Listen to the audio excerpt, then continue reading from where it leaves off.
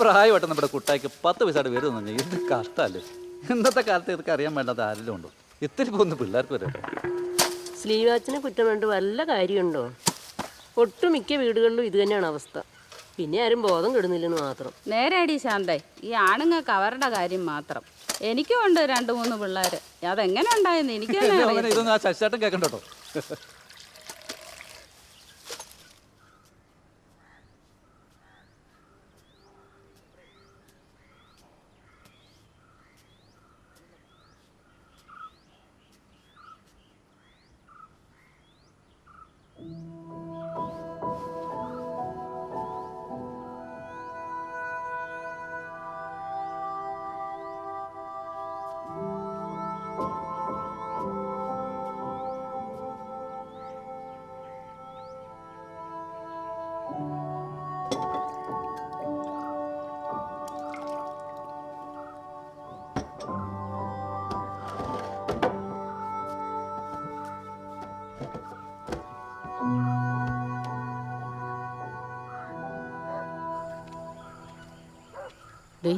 ആ കൊച്ചിന്റെ മുമ്പ് വെച്ച് അവനെ കുറ്റമൊന്നും പറഞ്ഞേ. അതിന് ഞാൻ എന്നാ പറഞ്ഞെന്നോ? ഇതെങ്ങനെയും ഒന്ന് ശരിയാക്കി എടുക്കണ്ടേ? നിന്റെ സ്വഭാവം അറിയാന്നുകൊണ്ട് പറഞ്ഞതാ.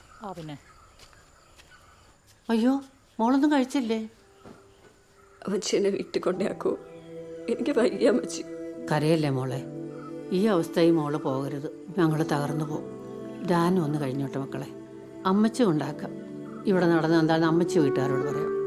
കരയല്ലേ മോളിഞ്ഞ് അവന്റെ കാര്യം ഓർത്തിട്ടാണെങ്കിൽ അവന്റെ ഭാഗത്തൊന്നും ഒരു ബുദ്ധിമുട്ടും ഉണ്ടാവില്ലെന്ന് ഞാൻ ഉറപ്പ് തരാം. മോള് വാ, എല്ലാം കഴിക്കാം. വാ മോള് വാ.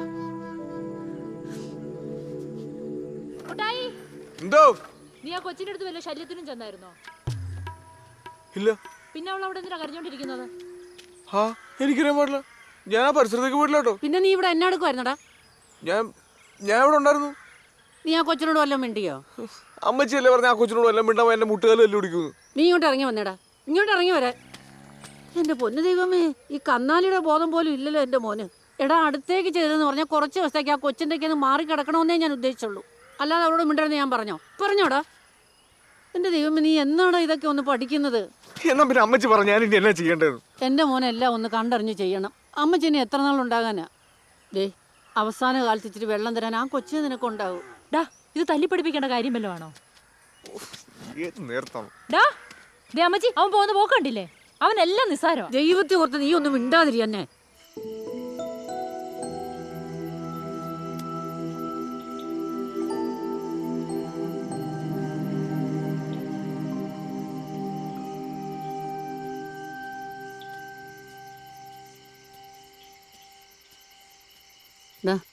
വന്നു വല്ലതും കഴിക്ക, എടുത്തു വെച്ചിരിക്കുക.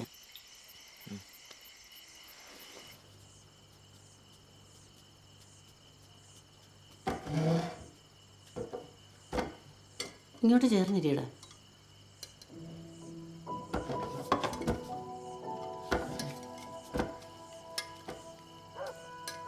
ഇന്നത്തെ അച്ഛൻ്റെ പ്രസംഗം ഒന്ന് കേൾക്കേണ്ടതായിരുന്നു. കുടുംബ നവീകരണത്തെക്കുറിച്ച്. എന്നാ ഒരു അനുഗ്രഹമായിരുന്നു.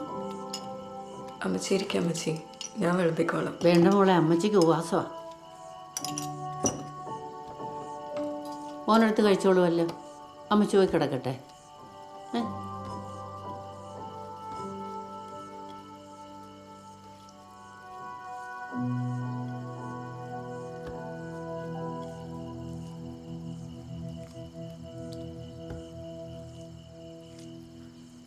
കഴിഞ്ഞ ദിവസം സംഭവിച്ചത് താനത്ര വലിയ വിഷയമായിട്ട് എടുക്കേണ്ട ആവശ്യമൊന്നുമില്ല കേട്ടോ.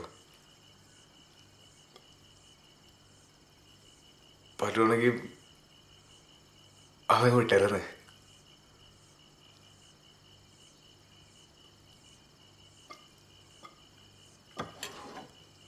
അല്ല, ഇയാളെ ശരിക്കും ഇഷ്ടപ്പെട്ടിട്ടാണോ കല്യാണം കഴിച്ചത്?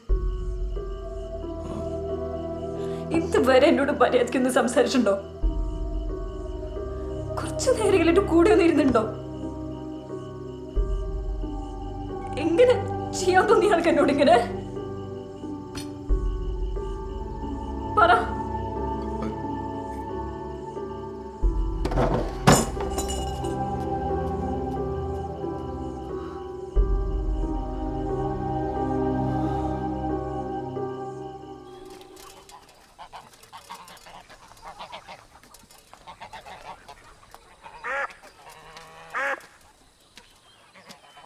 അമ്മച്ചി ഞാനും വരണ്ട് ധ്യാനത്തിന്.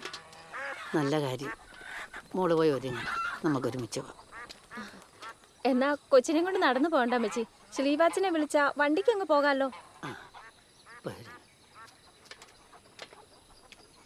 ഞാൻ വരണോ അമ്മച്ചി? സിറ്റിയിൽ നിന്ന് ഒരു ഓട്ടോ വിളിച്ച് വിട്ടാ പോരെ? ഞാൻ പറയുന്ന അങ്ങോട്ട് കേട്ടാ മതി. ശരി.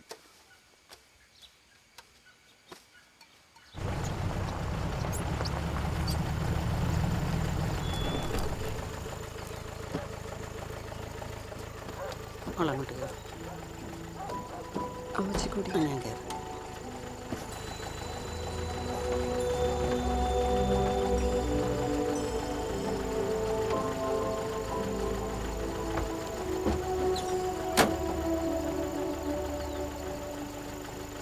അതെ, കാലത്തൊരു ഇച്ചിരി മാറ്റാവോ? ഗിയറൊന്നും താനെ.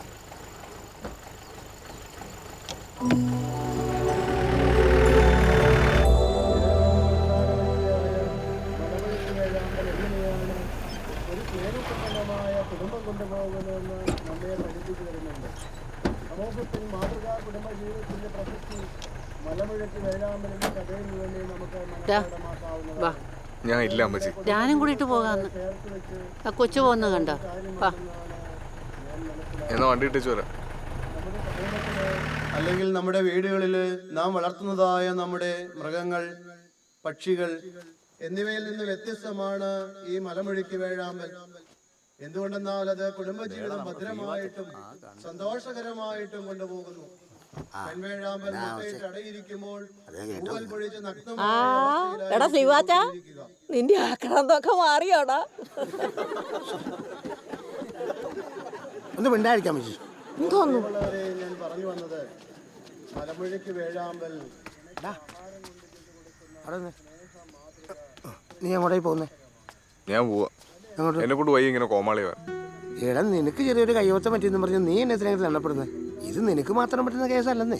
നിനക്കറിയോ, അവിടെ ആ പാറക്കുട്ടിയിൽ ജോസ് കുട്ടിയുടെ പെങ്ങളാ മിണ്ടാ പൂച്ചായിട്ടിരുന്ന പെണ്ണ് സോണി, അവളുടെ കല്യാണം കഴിഞ്ഞായിരുന്നു. അവളിപ്പോൾ കേസും കൂട്ടുമായിട്ട് വീട്ടിൽ വന്നിരിക്കുക. കാരണം തന്നെ ഭർത്താവിന്റെ അമിത ലൈംഗിക പീഡനം. അതിന് ഞാൻ അതൊന്നും വിചാരിച്ച ഇതല്ല. അതല്ലടാ എടാ, ആ കാര്യം നാട്ടിൽ ചുടുവും ചൂലും അറിഞ്ഞിട്ടില്ല. പക്ഷെ ഇതറിയും. നിന്നെ 10 പേര് അറിയുന്നോണ്ട് നാട്ടുകാരിങ്ങനെ പലതും പറഞ്ഞുകൊണ്ടെടുക്കും. അതിന് നിനക്കല്ല യാതം അല്ലേ അച്ചോ? സിൽവാച്ച ഇങ്ങ് വന്നേ. ഇത് നല്ല കളി. എടാ, നീ അന്ന് എൻ്റെ മുമ്പിൽ കുമ്പസാരിക്കാൻ വന്നപ്പോൾ ഈ കാര്യത്തിന് ഇത്ര പിഞ്ചാണെന്നുള്ള കാര്യം എനിക്ക് അറിയില്ല. എടാ, ഞാൻ നിന്നെ കുറ്റപ്പെടുത്തിയതല്ല, ഞാൻ അത്ര കാര്യമായിട്ട് എടുത്തില്ല. നല്ലൊരു കൗൺസിലിംഗ് നിനക്കുണ്ടായിരുന്നെങ്കിൽ ഇങ്ങനെയൊന്നും സംഭവിക്കില്ല. എൻ്റെ കുറ്റമാണ്, ഞാൻ ക്ഷമ വയ്ക്കണം. നമ്മുടെ പള്ളിയിൽ ഈ ധ്യാനം കഴിഞ്ഞ് കഴിയുമ്പോൾ ഒരു ഫാമിലി കൗൺസിലിംഗ് നമ്മുടെ പള്ളിയിൽ വെച്ചിട്ടുണ്ട്. നല്ല ഫേമസ് അച്ഛനാണ് വരുന്നത്, എബി പുത്തുമുറിക്കൽ അച്ഛൻ. നീയും റിൻസിമോളും അതൊന്നും അറ്റൻഡ് ചെയ്യും.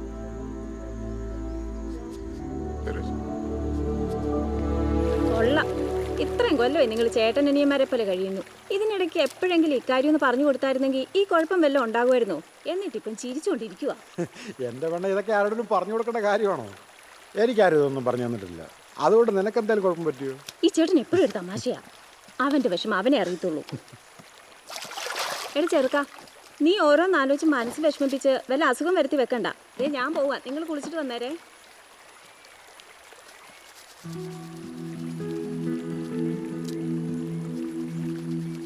നിങ്ങൾ അടിപൊളിയാണ് ചോദിച്ചത്.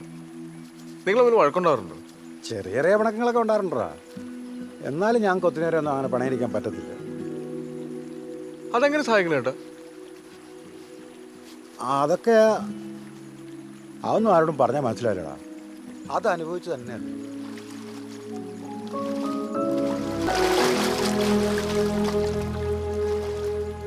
ഞാൻ ചെയ്ത മഹാപോക്രിത്തരായി പോയില്ല ചേട്ടാ.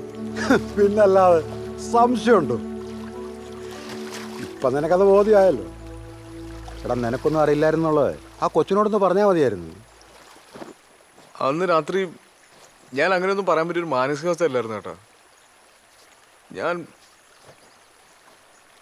ഞാൻ വല്ലാണ്ട് പേടിച്ചു ചേട്ടാ.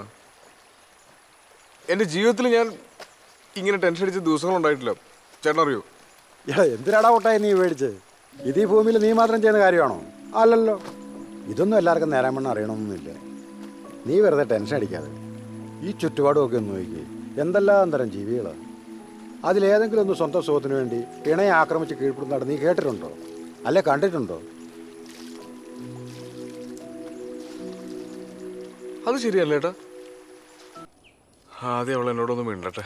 സ്ലിവാച്ച ചെന്നങ്ങ് മിണ്ടെന്നേ.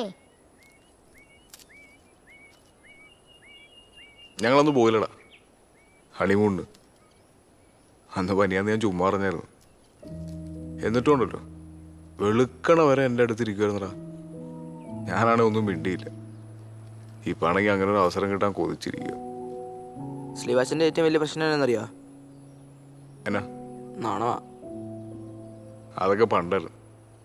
ഇപ്പം അങ്ങനെയൊന്നുമില്ല. നീ നോക്കിക്കോ മോനെ, ധ്യാനം ഒന്ന് കഴിഞ്ഞോട്ടെ. ഞാൻ അവളെ കൊണ്ട് പോകും. അന്ന് പോയ സെയിം റിസോർട്ടിൽ. എന്നെ സ്ഥലമെന്ന് അറിയാം അവിടെ. ഒരു മലയുടെ മേളിൽ അത് മാത്രമേ ഉള്ളൂ. ഭയങ്കര ആഗ്രഹം.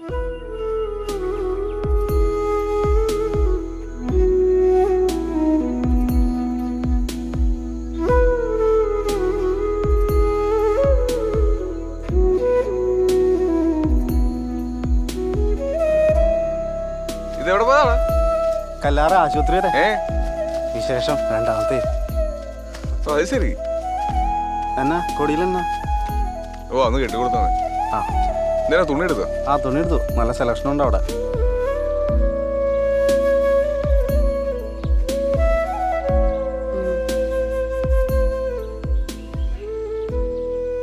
വേറെന്താ പറഞ്ഞ? വേറൊന്നും പറഞ്ഞില്ല. Ammukutty, passion fruit. അമ്മേ ഞാൻ വന്നേക്കാം. എടാ നീ ഉണ്ടോ? ഞാൻ കൊച്ചിനെ കൊണ്ട് വന്നേക്കാം. ആ ശരി ശരി.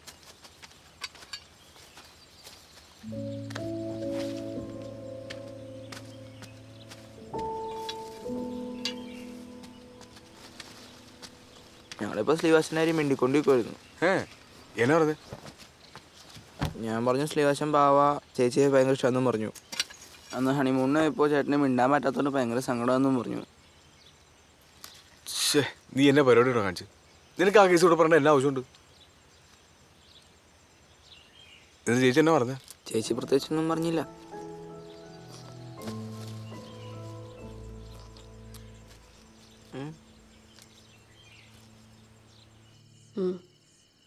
എനിക്കൊരു ഐഡിയ ഇല്ല. ഇല്ല, ഞാൻ എന്നാ അറിയുന്നത്.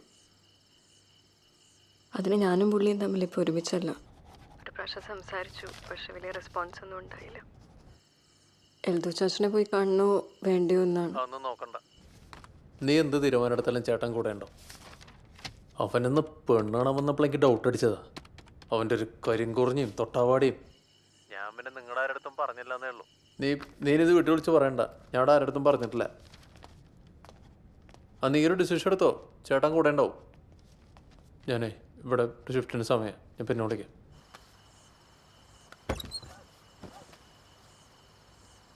ഒറ്റയ്ക്കിരുന്നും ബോറടിക്കാൻ ഓർത്ത് കയറിയതാ. ആ വാതിലൊന്ന് ചാരു. സുരേഷ് ഗോപിനെ പറ്റി സംസാരിച്ചിരുന്നില്ലേ? കുറ്റിയിടണ്ട. അന്ന് ഹണിമൂണിന് പോയപ്പോൾ പനിയില്ലായിരുന്നു അല്ലേ? ഇല്ലായിരുന്നു. ഞാനത് പറയാൻ വരുമായിരുന്നു. ഞാൻ ചുമ്മാ ചോദിച്ചെന്നേ ഉള്ളൂ. ഇപ്പോഴും എന്നോട് ദേഷ്യമുണ്ടോ? ദേഷ്യമൊന്നുമില്ല. പക്ഷെ നമ്മൾ തമ്മിൽ ഇനി മുന്നോട്ട് പോവില്ല. എനിക്കതൊട്ടും കഴിയില്ല. എൻ്റെ പ്രശ്നം കൊണ്ടാട്ടോ. അയ്യോ അതല്ല അങ്ങനെ പറയുന്നത്. റിൻസിക്ക് ഒരു പ്രശ്നമില്ലല്ലോ. പ്രശ്നം മൊത്തം ഉണ്ടായത് ഞാനല്ലേ? അതാ, അതുകൊണ്ടാണ് ഞാൻ പറഞ്ഞത്. നിങ്ങളെപ്പോലെ ഒരാളുടെ കൂടെ എനിക്കിനി ജീവിച്ചു പോകാൻ ബുദ്ധിമുട്ടുണ്ട്.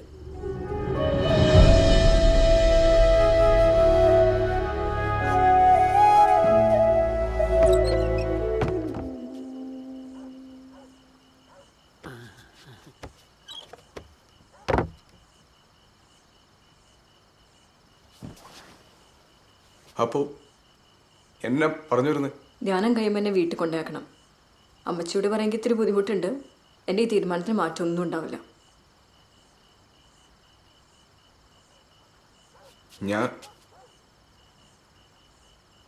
ഞാൻ ജീവിതത്തിൽ ആദ്യമായിട്ട ഒരു പെണ്ണിനോട് ഇങ്ങനെ ഇങ്ങനെ തുടർന്നത്. അതിങ്ങനെ ആയിപ്പോയതാ.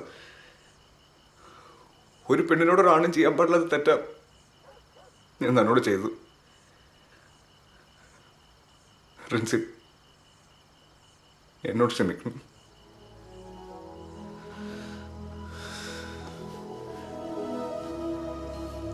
എനിക്ക് ഇങ്ങനെയൊക്കെ പറയാൻ അറിയാൻ പാടുള്ളൂ.